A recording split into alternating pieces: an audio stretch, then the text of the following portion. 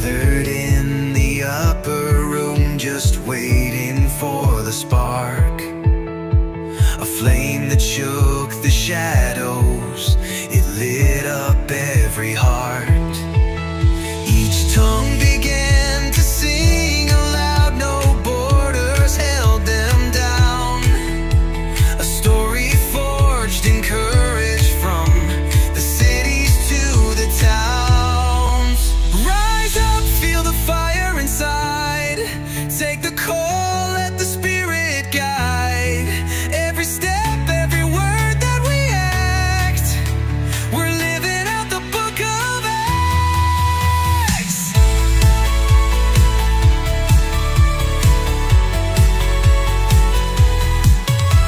The chains were breaking open, the blind began to see. Prison walls crumbled down, they walked out free. With love as their banner, they turned the world around. A revolution started with echoes of the sound. Rise up, feel the fire inside. Take the call, let the spirit guide. Every step, every word that we act, we're living out the book of Acts. They carried light through all the lands, through storms and trials with steady hands. From the streets to every soul, the mission clear, the gospel whole.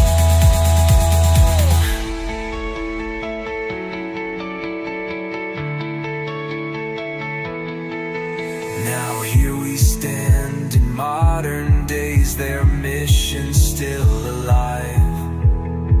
The echoes of their bravery in every heart survive. So let's be bold and take our place. The time to act is near.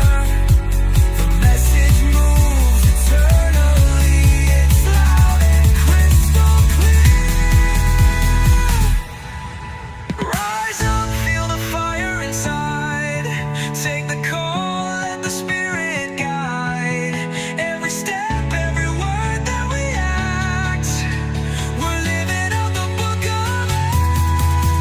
Rise up, feel the fire inside. Take the call, let the spirit guide. Every step, every word that we act, we're living out the book of Acts.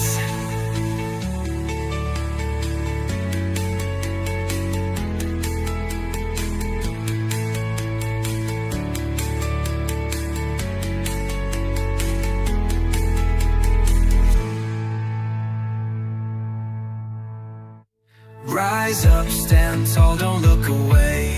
Love's the anthem, they can't decay. Chains will break as truth shines through. Jesus gave his name to me, and yeah, you. Rise up, feel the fire inside. Take the call, let the spirit guide. Every step, every word that we act, we're living out the book of Acts.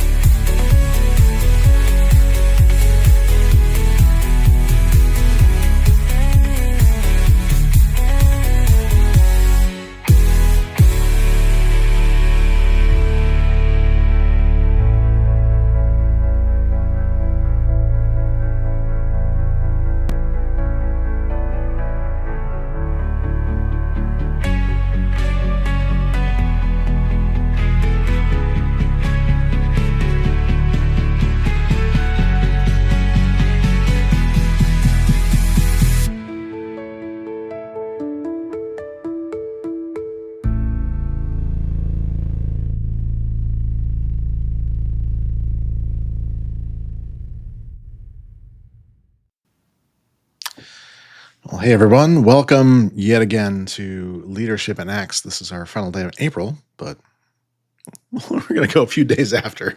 So Welcome to the study in leadership in the book of Acts. We're using the amplified edition of the Bible. And so, let's just dive right in. Try to find some good stuff today. Let's see. All right. So, chapter 24. 5 days later, the high priest Ananias came down from Jerusalem to Caesarea with some elders and an attorney named Tertullus, acting as spokesman and counsel. They presented to the governor their formal charges against Paul. So, yeah, just not willing to give it up. After Paul had been summoned, Tertullus began the complaint against him, saying to the governor, "Since through you we have attained great peace, and since by your foresight reforms are being carried out for this nation." Oh, okay, come on. This is like a veiled threat of sorts, isn't it? Ugh. This is manipulation. This is not. Whatever. Well, I guess we still see that today. But verse 3, in every way and in every place, most excellent Felix, we acknowledge this with all gratitude. But so that I do not weary you further, I don't want to waste your time with this small little thing. Just help us kill this guy. I'm being snarky. But so that I do not weary you further, I beg you to grant us, by your kindness, a brief hearing. For we have found this man to be a public menace, and one who instigates dissension among all the Jews throughout the world, and a ringleader of the heretical sect of Nazarenes. Inciting a rebellion was a serious crime under Roman law. Okay, so that's what he's trying to convict of. It's like trying to trap bootleggers with tax evasion, but okay. And the Romans had forbidden the establishment of any new religion. Okay. Sure. He even tried to desecrate the temple, but we took him into custody, and we intended to judge him by our law. Okay, so some manuscripts don't contain that whole piece, but only parts of it. But Lysias the commander came, and with great force, and that sounds like an exaggeration to me, took him out of our hands and ordered his accusers to come before you. By interrogating him yourself concerning all these matters, you'll be able to determine the truth about these things with which we charge him. The Jews also joined in the attack, declaring and insisting that these things were so. When the governor nodded for him to speak, Paul answered, "Knowing that for many years you have been a judge over this nation, I make my defense cheerfully and with good courage. As you can easily verify, it has been no more than 12 days since I went up to Jerusalem to worship. Neither in the temple nor in the synagogues or elsewhere in the city did they find me carrying on a discussion or disputing with anybody or causing a crowd to gather. Nor can they present evidence to you or prove what they now bring against me. But I confess this to you, that according to the way," this is the word for Jesus, right? Yeah. "Which they call a divisive and heretical sect, I do worship and serve the God of our fathers confidently, because everything that is in accordance with the law of Moses, that is written with the prophets, having the same hope in God which these men cherish themselves, that there shall certainly be a resurrection of the dead, and both of the righteous and of the wicked. In view of this, I also do my best and strive always to have a clear conscience before God and before men. Now, after several years, I came to Jerusalem to bring to my people charitable contributions and offerings. They found me in the temple presenting these offerings after I had undergone the rites of purification without any crowd or uproar. But there were some Jews from the West Coast province of Asia Minor who ought to have been here before you to present their charges if they have anything against me, or else let these men tell what crime they found me guilty of when I stood before the council, Sanhedrin, other than for this one statement which I had shouted out as I stood among them. For the resurrection today, for the resurrection of the dead, I am on trial for you today.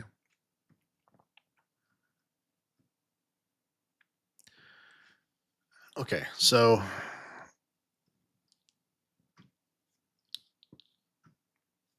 Paul is basically, well, not only denying the claims, but also making it clear that it's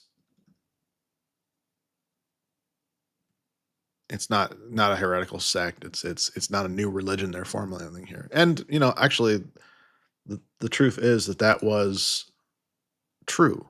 They were not trying to form a new religion. They were trying to reform and complete what had been prophesied. And so, living within a prophecy of that exact religion, if you will, makes some sense why that would not be considered forming a new religion at all.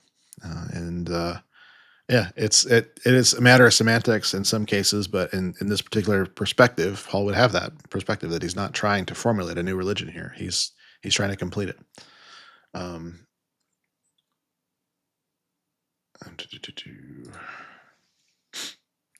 just checking on something real quick here. Okay, good. I was just making sure we're still broadcasting. Seen some goose eggs out there, but that's a thing. All right, so what did you do? How can they present evidence? So, in other words, what he's saying here is basically that this is just they're wanting to kill me based on secondhand information. That while I was there, I didn't do anything in their presence that would do that, or cause anything that of that uh, kind of justification. But yeah, in any case, verse 22. But Felix, having a rather accurate understanding about the way, put them off, saying, "When Lysias the commander comes down, I will decide your case." Right. Then he ordered the centurion to keep Paul in the custody, but to let him have some freedom. And he told the centurion not to stop any of his friends from providing for his needs. Several days later, Felix came with his wife Drusilla, who was a Jewess. I don't think I've ever seen that word used before.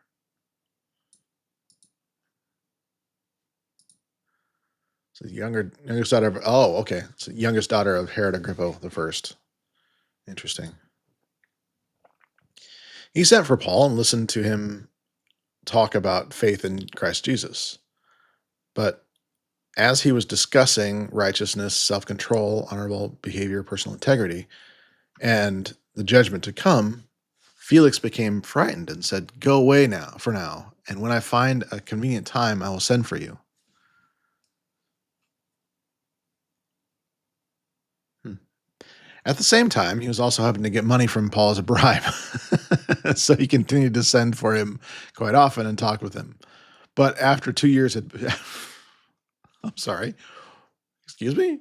After 2 years had passed, Felix was succeeded in office by Porcius Festus, and was and wishing to do the Jews a favor, Felix left Paul imprisoned.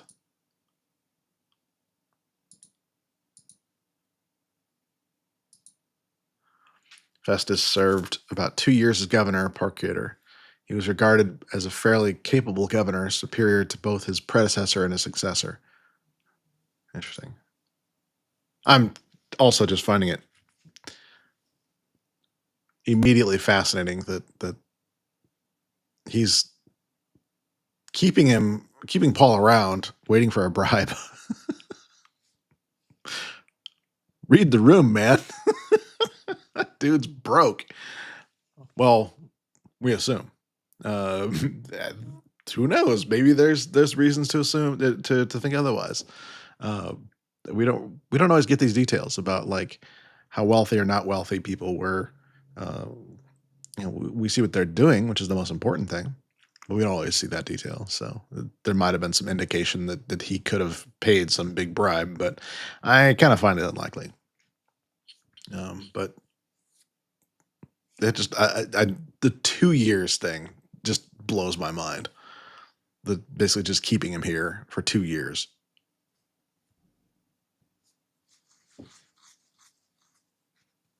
When I find a convenient time. So he's basically putting the Jews off this entire time, which is very amusing to me.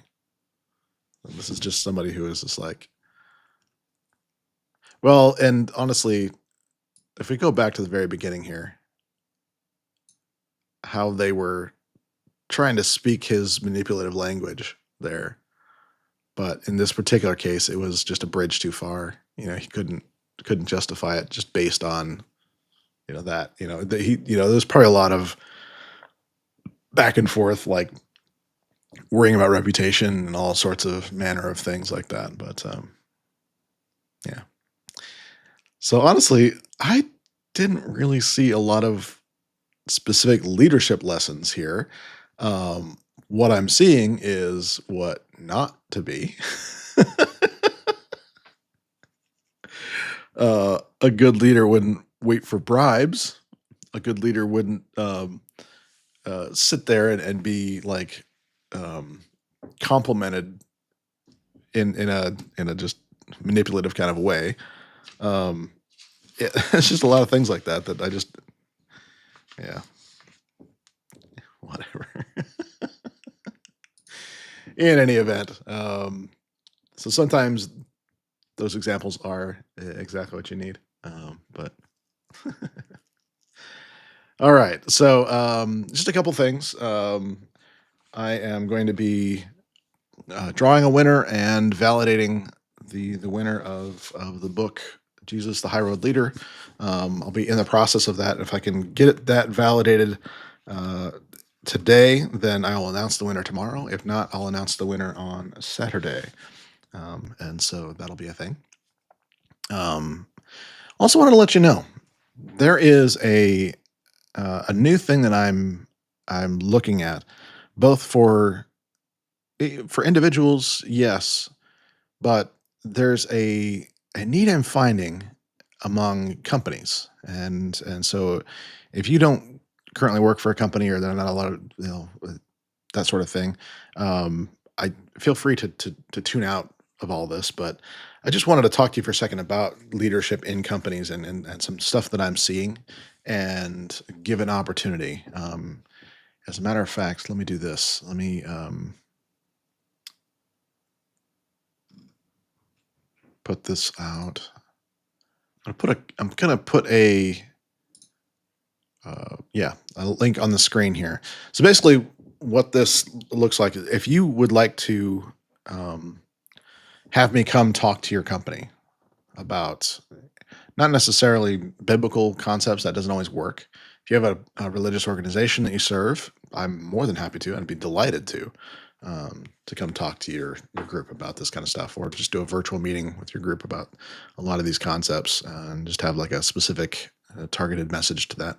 Um, but if you are part of a company and you would like to see someone like me come talk about concepts like leadership, concepts like communication. I even do a lot for IT teams these days where I'm having to encourage them and teach them how to do things like time management and project management, things like that. But these are pretty universal concepts.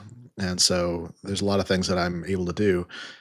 Fortunately for me, I'm able to now actually do certified messages from John Maxwell as well, which is kind of awesome, actually, when you think about it, that I can bring certain topics to bear just for like a 45-minute session, whether it's over a Zoom remotely or if you're here in the Nashville area, being able to come to your company directly. And so, if that's something you would like for me to investigate, what I'd like you to do is contact me. And you've got a way to book a time on my calendar right here. And so we can talk more about what you think would be needed, and who at your company we should be talking to make that happen. And so that is a methodology for that. I just wanted to provide some ways where it's not necessarily on you personally. I don't want to like pitch things at you, but I do want to have it to where we have the ability for companies to be enabled for better leadership. I think there's a leadership crisis going on in our country, in our world, actually. And rather than complaining about it, rather than being someone who is on the sidelines shouting about it, I want to be on the field. I want to be doing something about it, and so it's why I've done these things that I've done this past year about kind of shifting away from the tech consulting work that I was doing and fully into leadership development, because I believe that is the wave of the future, I guess, if you will, the thing that's needed the most. What I'm seeing is, I can literally here. Let me do this. I'm actually going to pull up a study that I saw the other day that proves exactly what I'm saying here, and that is that this next generation is not wanting to take on leadership roles. Um, so basically, Gen Z, this modern upcoming generation that's comprising now almost 30% of the workforce, is not willing to take on leadership roles. And so this article is predicting that we're going to have a crisis, or a management crash is what they're calling it. But I see this as a leadership problem, not just a management problem. And those are different things.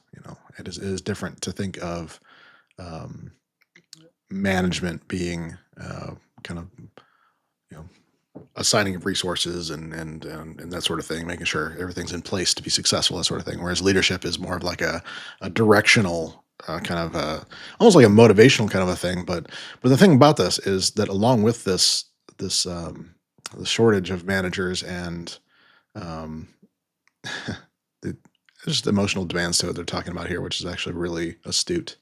Um, it's this isolation problem that they have, and there's a lot of these kind of things. And so, anyway, long story short, this is not just me saying this. This is something where I do see this as a very big crisis that's going on, and so that is why I am wanting to do not only trainings for companies, but also coaching, enablement, that sort of thing, to help emerging leaders to want to lead. There's a lot of people that are at companies that are just not being equipped to lead.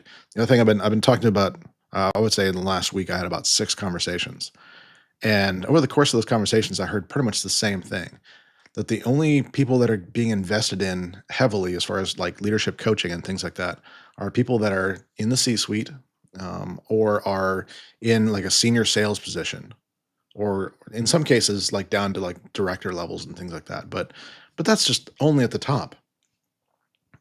This is a huge crisis, because if people aren't willing to take on those roles, if they're just being told, well, if you want to lead in this company, you just need to figure it out, until they actually get to the point of actually leading for several years, and then they get invested in, it's ridiculous.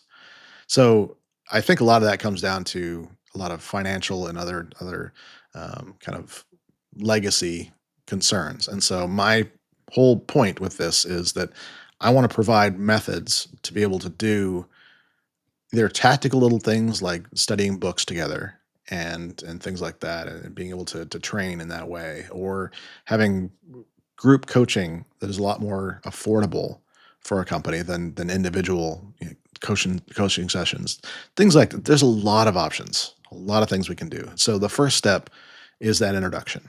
And so if you would like to do that, it would actually help me out a great deal to have those introductions. I don't have a marketing budget right now. I don't really have a way to and it wouldn't be all that effective anyway when you think about it. Really, the way to get into these kind of things really is those referrals. And so, if you would like to me come do like a lunch and learn, or a 45-minute learning session with your company, click that link and schedule a time with me. We'll talk more about your needs and how to go forward with that. All right. So that's that for today. I will also say that we are starting a new season of Proverbs every day tomorrow as well. I've decided on the modern English version, which is like an update to the King James, which is kind of interesting to me. I've never really, well, I've never really liked the King James, first of all, but I think it'll be interesting to see what the updates were. I don't remember what year that was. It was in the mid 2000s, I think it was, that was actually put out there, and so it'll be interesting to see what it is and how it differs from the new King James version, which is I don't know how those two are different, but we're gonna find out. So all next month in May, we'll have modern English in May for. Uh, I just realized I made a bunch of thumbnails for this, and I didn't go that direction with it, and I should have. Maybe I'll change that. Modern English in May. In any case, do get subscribed to our YouTube channel. There's a quick way to subscribe right there on the screen. You can just go to levintalents.co/YT, and it brings you right to the YouTube page and brings a little thing up there. It says, "Do you want to subscribe?" And you say yes. And then you find the little bell icon and click on that to get notified whenever I go live or whenever we have a new video up for you. So awesome. Thanks so much for being here with me. Do be blessed by the best, and then go be a blessing to all the rest. We'll see you again tomorrow for the for chapter 25 of Acts. And like I said, if we got everything organized, we'll make sure to do the giveaway then. If not, we'll do it the day after. So yeah, thanks once again for being here, and we'll catch you next time.